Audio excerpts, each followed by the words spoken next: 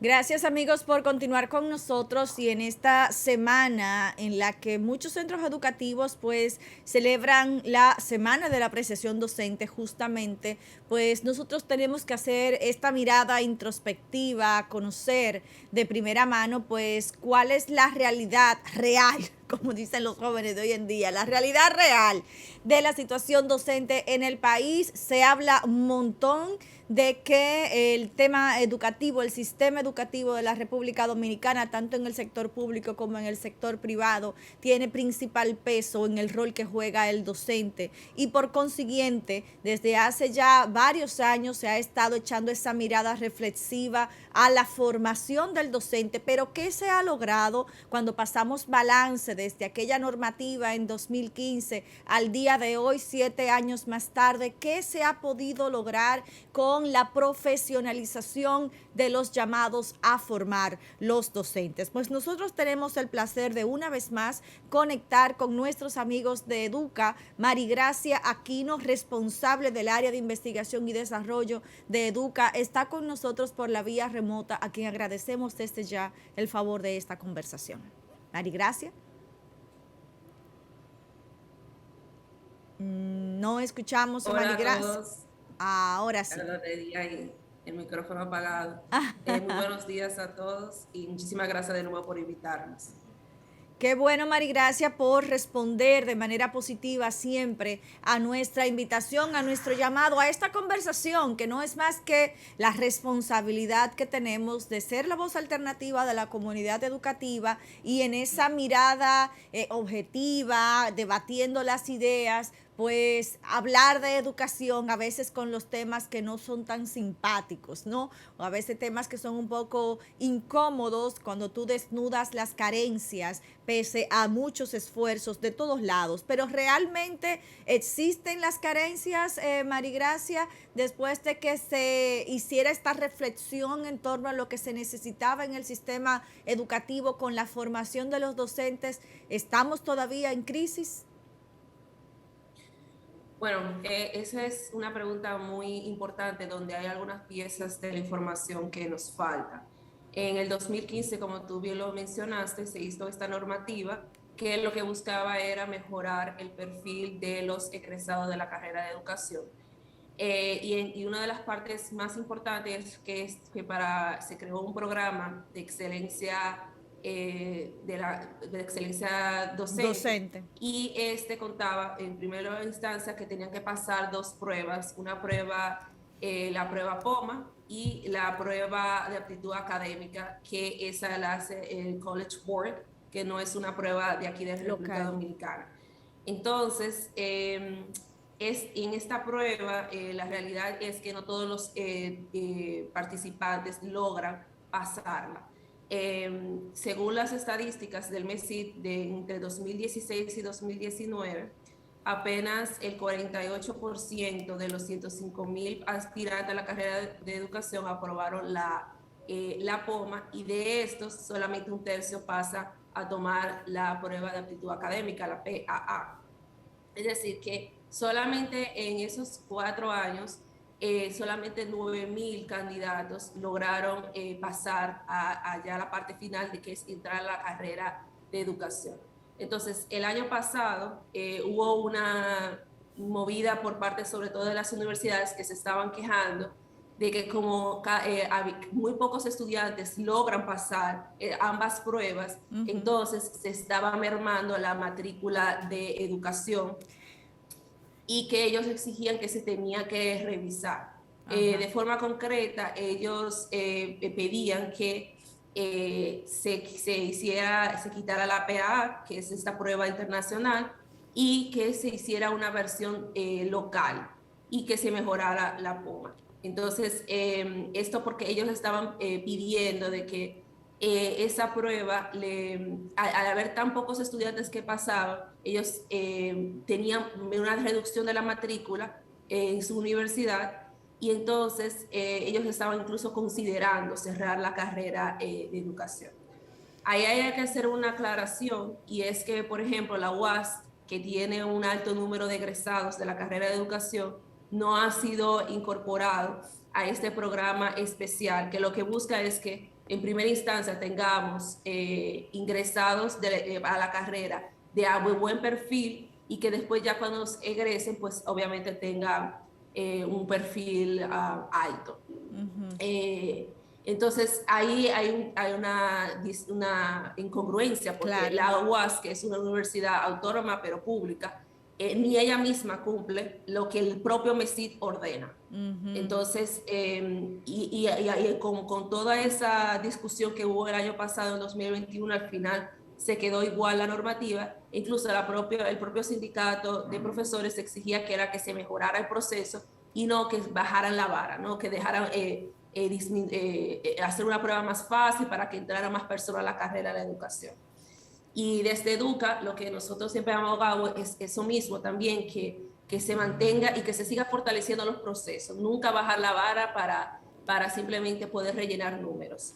Pero sí hicimos la advertencia de que se tiene que tal vez ofrecer cursos remediales, o sea, cuando la persona se gradúa del bachiller, si no puede pasar ambas pruebas, pues tal vez pueda ir a hacer lo que antes existía, que era este colegio universitario, donde pueda complementar esas deficiencias que tiene y aprender lo que le falta para así entonces poder pasar ambas pruebas, pero nunca quitarla, disminuirla, porque entonces con esa mentalidad nunca vamos a mejorar el sistema y como bien tú dijiste, el techo de cualquier sistema educativo es la calidad de sus docentes. Si los docentes no son de calidad, pues no va a mejorar la calidad del sistema.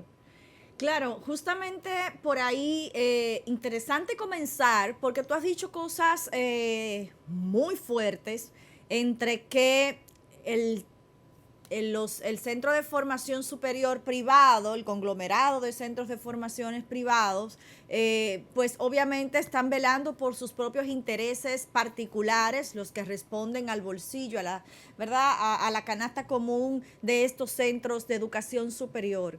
Por otro lado, la ilegalidad en la cual se desarrolla esta formación de docentes cuando el MESID plantea por un lado normativas y códigos, ¿verdad?, para poder formar a los profesionales del área educativa, pero la Universidad Autónoma de Santo Domingo pues no responde ante esto y no está incluida, más bien, no que no responde, sino que no es considerada de inicio. Y el tema de bajar la vara, de flexibilizar los parámetros que de alguna manera se han señalado como los necesarios para poder saltar las debilidades con las que cuenta, o las principales debilidades con las que cuenta la formación de los docentes, pues es más que atroz, porque tú me estás diciendo, mira, si yo no puedo llegar hasta allá, ponme la meta hasta aquí para yo poder lograr la meta. Es una meta complaciente y se supone que en esa normativa 0915 en 2015, ¿no? Que es lo que hemos visto como resultado en los últimos años, pues se habría hablado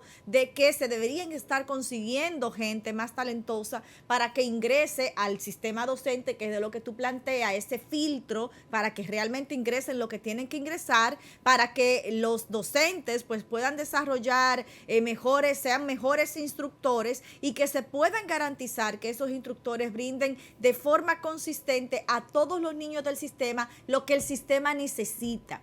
Entonces, conociendo esa realidad dramática con la cual hemos hecho esta ponencia inicial, ¿qué evidencia tiene Educa de que ¿qué se ha estado haciendo para subsanar esa situación? Porque el sistema de educación superior planteó, ¿no? Los docentes por su parte, pues ya han dicho, mira, no pueden bajarnos la vara, aunque obviamente hay una resistencia a muchas cosas de parte del gremio docente, y está el oficialismo, ¿no? Lo que de alguna manera plantea el Ministerio de Educación Superior, Ciencia y Tecnología. ¿Cuál es el resultado de todos estos frentes?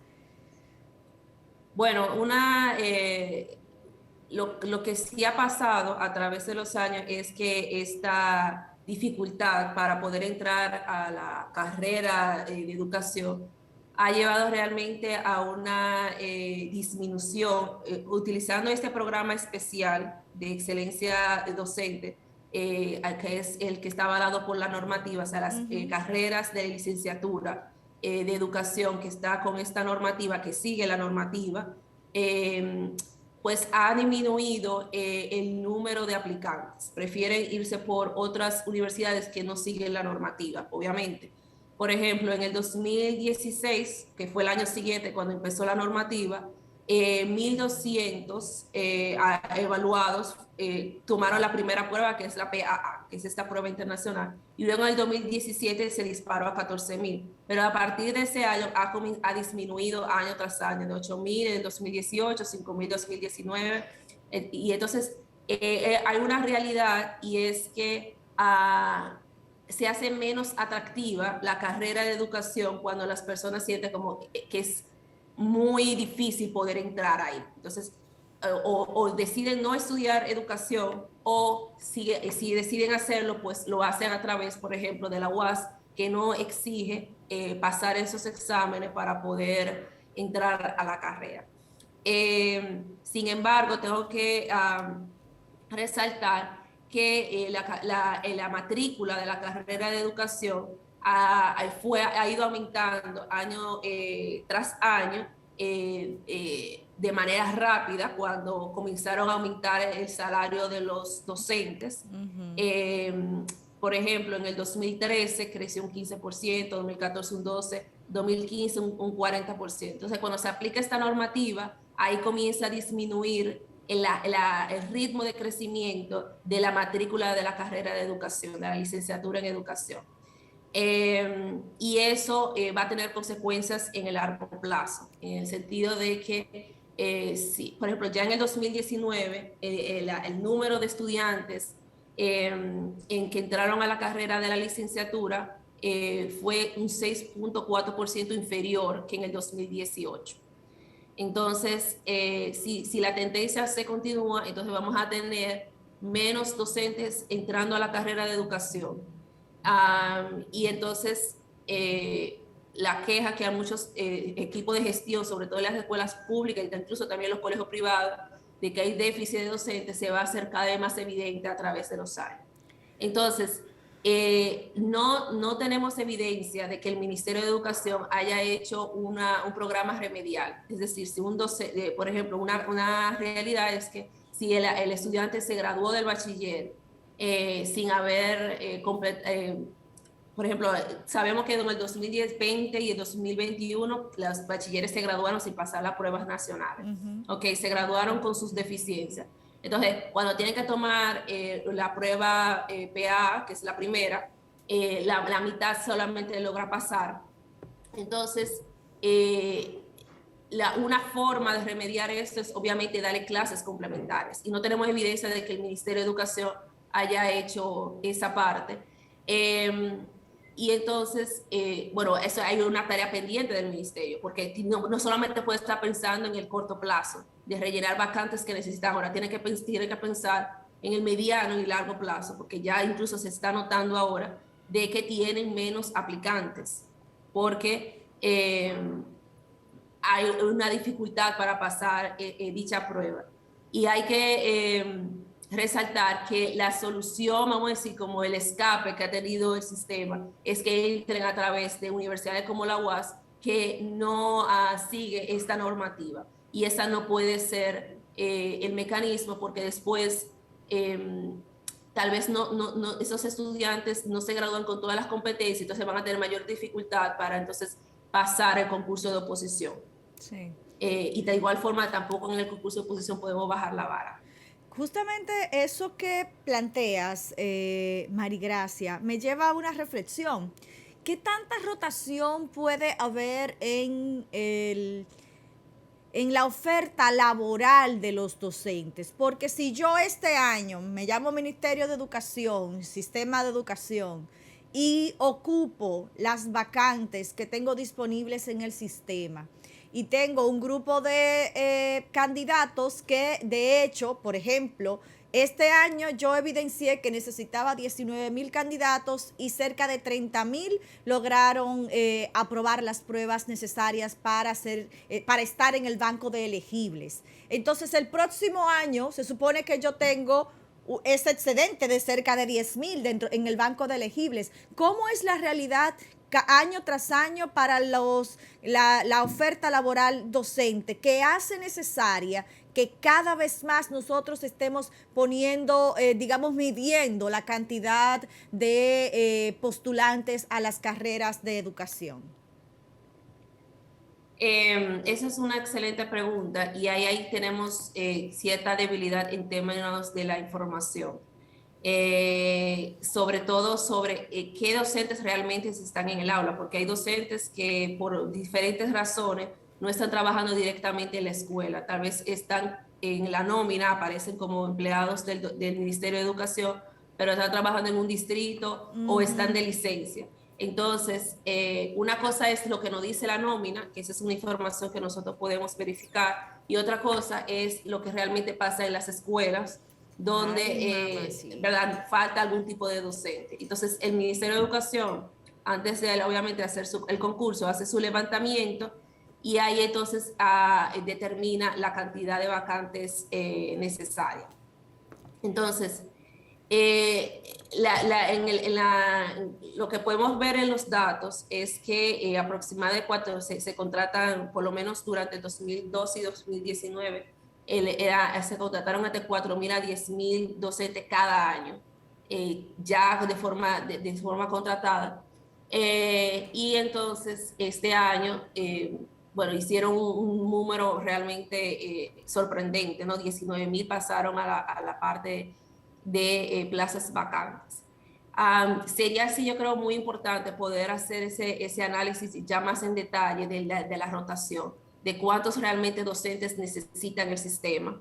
Y para nosotros también como veedores de todo el proceso educativo, poder saber si lo que está contratando el ministerio es lo que necesita el sistema, o sea, si es lo que satisface toda la necesidad o todavía es inferior a lo que realmente se requiere.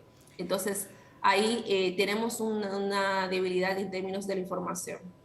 ¿Quién le pone el cascabel al gato, Marigracia? Si nosotros estamos, por un lado, destinando fondos para profesionalizar al docente dominicano, en muchas ocasiones hasta tercerizando la formación de los docentes, entrenando, pagando a instituciones privadas como el INTEC, por ejemplo, que se evidenció que había una situación con el tema de los docentes que optaron por este programa de excelencia docente y que luego hubo un tema para que pudieran entrar a el concurso y que al final los contrataron por un año, todo lo que eso se ve. Sin embargo, como vemos en la práctica, la otra entidad pública que también recibe fondos del Estado, pues no se acoge a esta normativa que responde a las necesidades de una nación. Entonces, ¿quién es que está dejando de hacer su trabajo para que aquí no se cumpla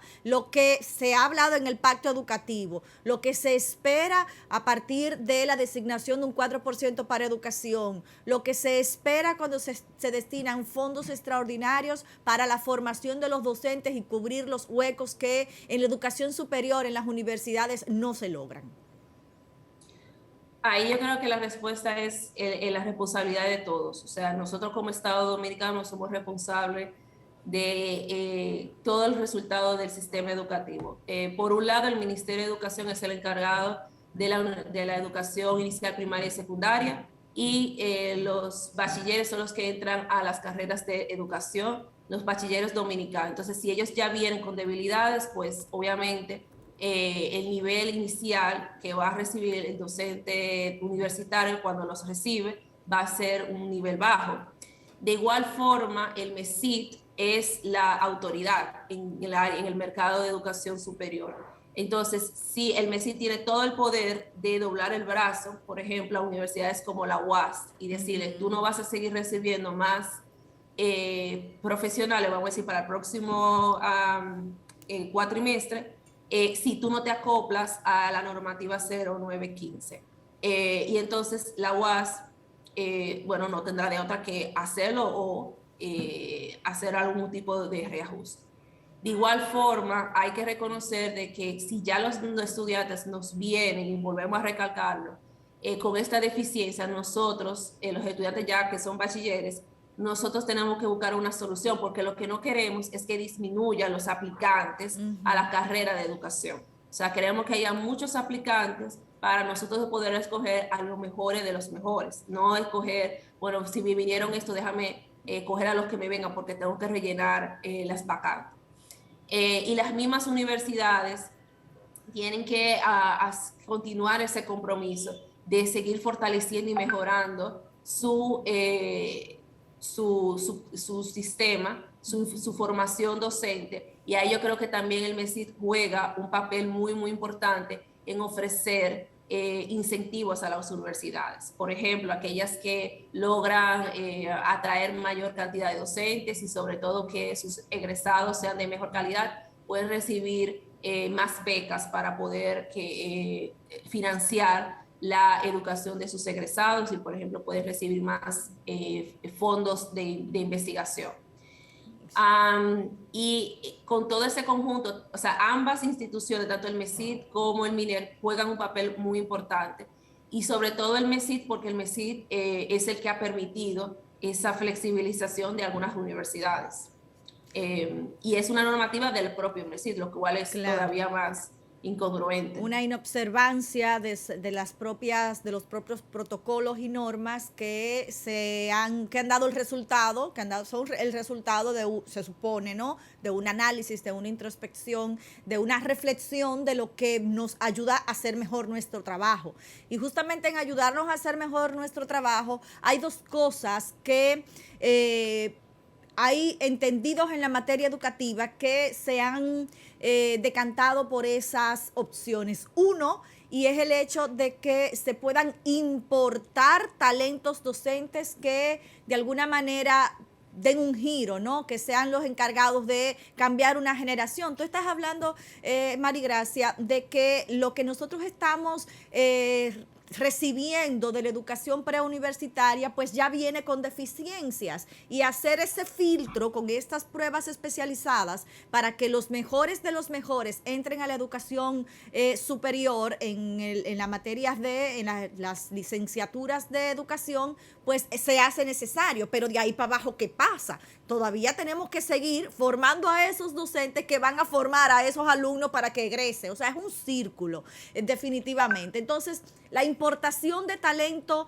profesional docente de los países que mejor lo han hecho es una opción. Y otro, que se ha hablado también de destinar espacios especializados para la formación de docentes, así como hay áreas que se han especializado en la formación técnica, en la formación de ingenierías, pues que hayan escuelas específicas para que no sea todo el mundo, no todo el que quiera pues pueda ofrecer la licenciatura, la carrera docente, y entonces que puedan egresar profesionales no aptos para integrarse al sistema. ¿Cuál pudiese ser la postura de Educa en ese sentido?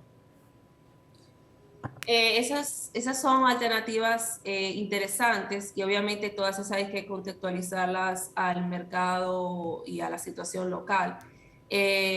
Una opción obviamente es poder apalancarnos con talento internacional, y eso pudiera ser una forma sobre todo para formar a los formadores. Es decir, en el caso de las universidades, los profesores universitarios pueden recibir esta formación especial para poder entonces luego formar a los docentes.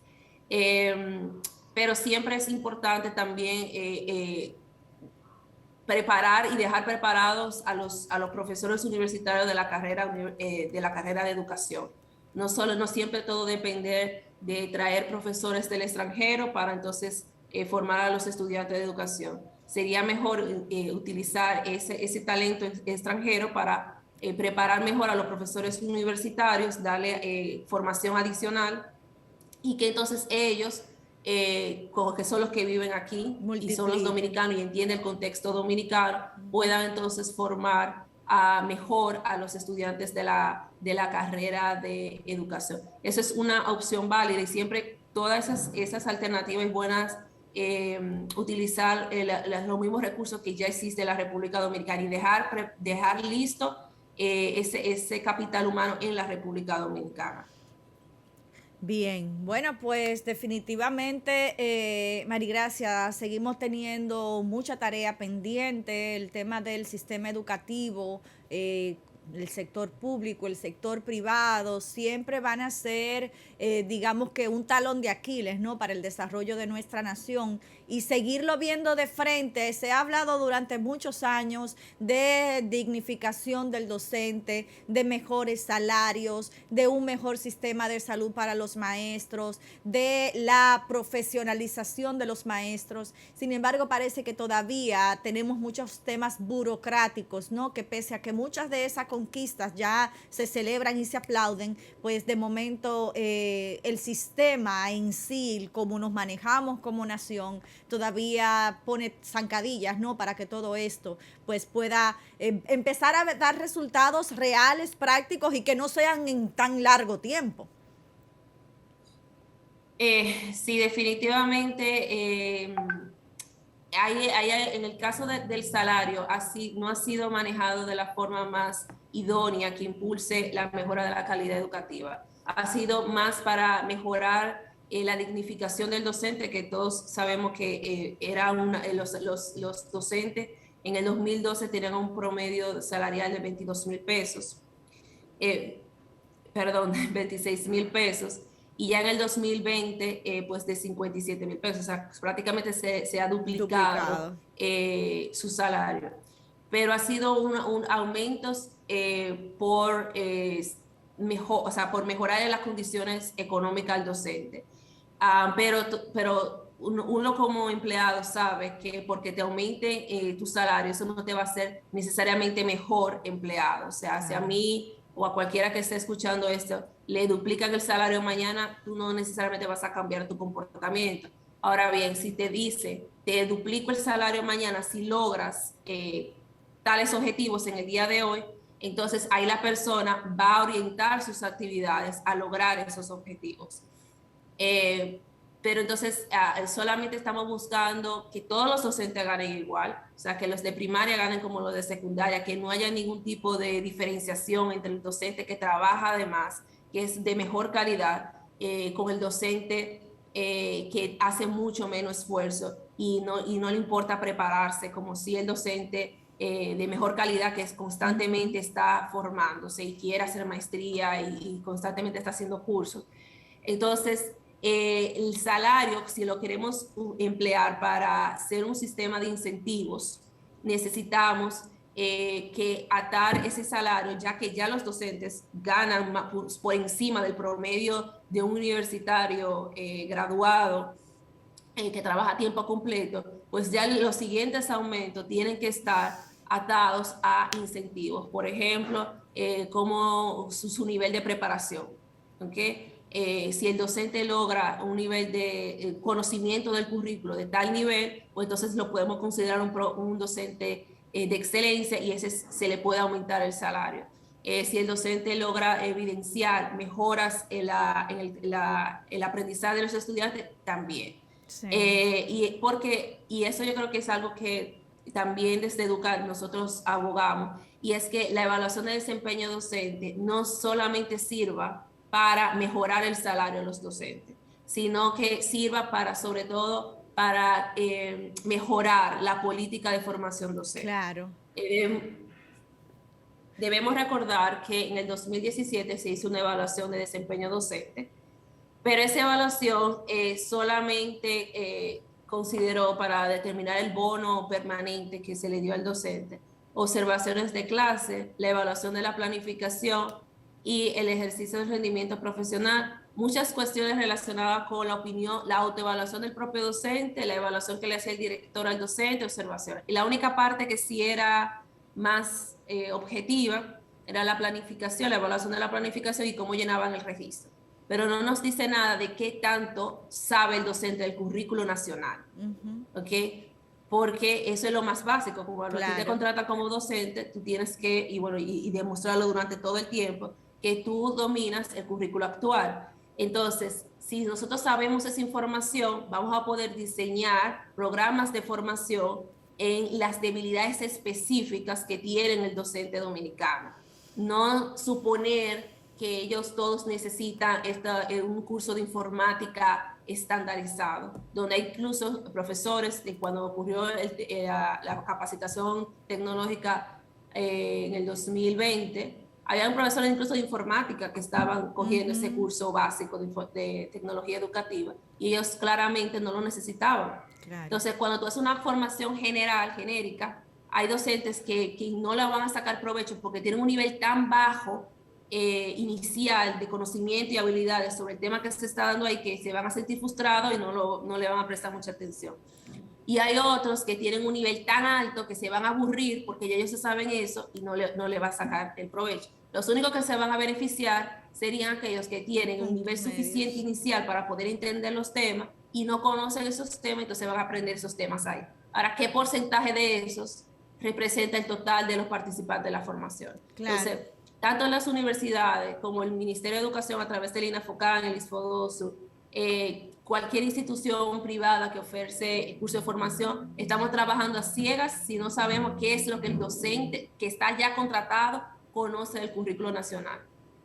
Eso es así, justamente esa condición de la calidad educativa en el país, cuando no se hace a la luz de la medición de las competencias en los aprendizajes e incluso evaluar al docente por los resultados de sus alumnos, la tasa de repetición, de no aprobación, es importantísima, es muy válido. Y cuando hablamos de educación inicial, del primer ciclo de primaria, de primer a tercer grado, que estamos viendo cuando llegamos a 10 años, pues los niños del país no son capaces de leer de manera comprensiva un texto, pues entonces tenemos que revisar esa zapata, como decimos coloquialmente, de cuáles son las competencias que realmente estamos evidenciando en los docentes que están respondiendo sobre todo a esos niveles más básicos, que son los que de alguna manera son los responsables incluso de la deserción escolar más adelante, porque un joven de 12, de 13, un adolescente que llegue al primer ciclo de la educación secundaria sin manejar los contenidos, pues obviamente lo mínimo que va a hacer es aburrirse y no querer regresar a las escuelas, sobre todo cuando no tienen un entorno familiar y social que responda, que se responsabilice porque ese menor de edad pues asista a las escuelas. Es un tema bastante serio. Sí, ciertamente. Y esa parte de la evaluación de desempeño docente que sea integral, que además de evaluar el currículo, que es lo más básico, y que no se evaluó en el año 2017, y que ahora el año pasado la ex presidenta de la ADP, Xiomara Guante, había dicho como que este año, en 2022, iba a ser la evaluación de desempeño docente. Y ahí volvemos a recalcar, bueno, esa evaluación tiene que incluir el dominio del currículo. Claro. Tiene que incluir también, además de prácticas pedagógicas, porque nosotros necesitamos entender si es que este docente, por ejemplo, la docente Marigracia Aquino, presente, su debilidad es del conocimiento del currículo o su debilidad es sobre su enseñanza. Claro. Porque nosotros los docentes, yo me considero docente porque también doy clases, para tú ser buena docente, tú necesitas dos habilidades importantes que son complementarias. Las dos son necesarias. Necesitas dominar el tema y necesitas saber enseñar. Claro. ¿Okay? Entonces, aunque tú te sepas el tema y no sabes explicar bien o evaluar bien, entonces no van a aprender los estudiantes. Y aunque tú tengas una buena dicción, pero no sabes explicar el tema por ti mismo y necesitas tener el libro al lado, pues tampoco el estudiante va a poder aprender mucho contigo porque no te va a poder hacer preguntas profundas. Claro. Entonces, si evaluamos a los docentes de forma integral, entonces podemos ayudarlo mejor a ellos a superarse. Pero la evaluación de desempeño docente anterior, pues se hizo esta evaluación que se aplaude que se haya hecho y que sirva nada más como piloto, pero no fue rigurosa. Y bueno, a todos los docentes se le aumentó el salario base, y aunque haya sacado un bajo nivel en esta evaluación, el 38% obtuvo insuficiente y a ese se le aumentó el salario base, este grupo del 38% de los docentes, un 17% su sueldo base, aún cuando sacó el nivel más bajo. Bueno. Y entonces, a los que sacaron el nivel, por ejemplo, más alto, que fue un destacado, ese nada más fue el 2.9% de los docentes, ese se le aumentó el salario en un 32%. O sea, iba aumentando mientras el nivel que iba sacando. Sí. Ahora, el que se, como decimos en el buen dominicano, se quemó en la prueba, no debería aumentar el mismo salario. ¿Por qué? ¿Cuál es el incentivo? Claro, O sea, yo eso no como docente importa. que me esfuerzo más, voy y el que se esfuerza menos pide lo mismo. ¿Cómo se siente el que se está esforzando más? De que sus Claro. compañeros que hacen poco obtienen también los mismos beneficios o beneficios un poco inferiores. Una premiación sin duda al menor de los esfuerzos y bueno, eso se traduce definitivamente directamente en los resultados y es lo que siempre vamos a seguir velando. Marigracia, gracias por el trabajo que ustedes hacen, encomiable, de valor, para que la sociedad dominicana pues pueda autoevaluarse y siempre lo decimos aquí desde esa tribuna educativa. Lo que no se mide a la luz de la educación pues está destinado al fracaso. El desarrollo de una nación debe mirarse en función de su desarrollo educativo y mientras no sigamos nosotros empujando el desarrollo del sistema en su conjunto, pues definitivamente vamos a estar teniendo estas conversaciones lamentables todavía, luego de mucho dinero destinado al sistema educativo, luego de esfuerzos, luego de normativas, luego de ver incluso gente trabajar en eso y al final parecería que la burocracia se sigue tragando todos estos esfuerzos. Agradecemos sin duda tu comparecencia con nosotros esta mañana y bueno, la tribuna siempre queda abierta. Gracias a ustedes y de nuevo estamos disponibles cuando nos necesiten. Muchas gracias. Bueno, y a todos ustedes que han estado con nosotros durante toda esta hora, agradecerles el favor de su sintonía, como cada día, de 2 a 3 de la tarde, por la señal de EN Televisión en el canal 31 o el 33. Y si usted nos está viendo por nuestro canal de YouTube y no se ha suscrito, o hay alguien que usted sabe que este contenido pues le puede interesar, compártalo, suscriban, activen las notificaciones, sean parte de esta comunidad de manera oficial, que a nosotros nos encanta poder leerle. Mañana a las 2 de la tarde, una vez más, en este ejercicio diario de la voz alternativa de la comunidad educativa.